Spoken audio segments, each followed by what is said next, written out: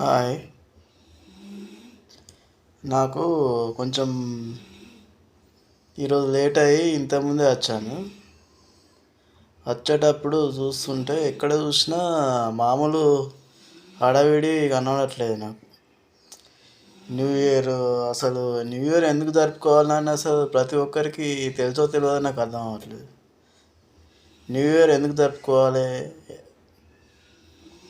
What is the meaning of new year? ఎవరు జరుపుకోవాలి? ఒక క్యాలెండర్ మారుతుంది అంతే. పాత క్యాలెండర్ పోతుంది, కొత్త క్యాలెండర్ వస్తుంది. అందుకోసం అసలు జనాలు ఎక్కడ చూసినా డీజేలు, బిర్యానీలు, మటన్లు, చికెన్లు. నాకైతే అవన్నీ అదేం లేదు.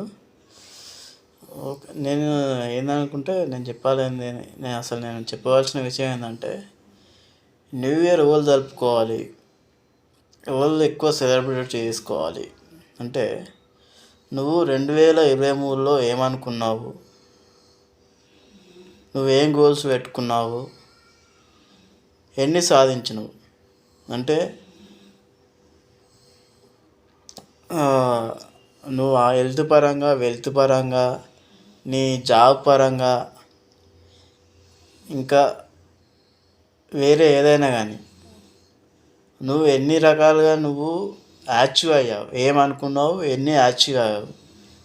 అప్పుడు నువ్వు న్యూ ఇయర్ సెలబ్రేట్ చేసుకున్నావు, గ్రాండ్గా చేసుకున్నావు అంటే నీకు అర్థం ఉంది. నువ్వు ఏం చేసినావో తెలియదు, నువ్వు ఏం సాధించినావో తెలియదు. అలాంటప్పుడు ఎందుకు సెలబ్రేట్ చేసుకోవాలి?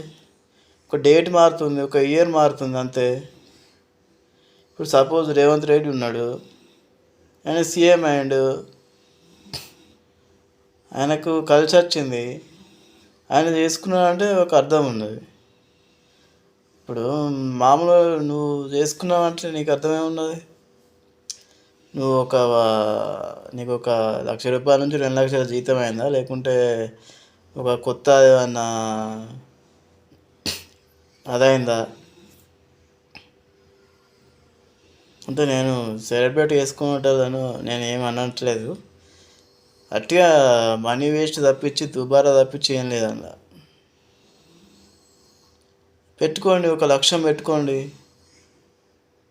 నెక్స్ట్ ఇయర్లో నేను ఇది కావాలనుకుంటున్నా, నేను ఇన్ని కోట్లు సంపాదించాలనుకుంటున్నా, ఒక ఇల్లు కట్టాలనుకుంటున్నా, నాకు జాబ్లో నేను ఒక మేనేజర్ కావాలి అని పెట్టుకొని అది అచీవ్ అయిన తర్వాత అప్పుడు సెలబ్రేట్ చేసుకో.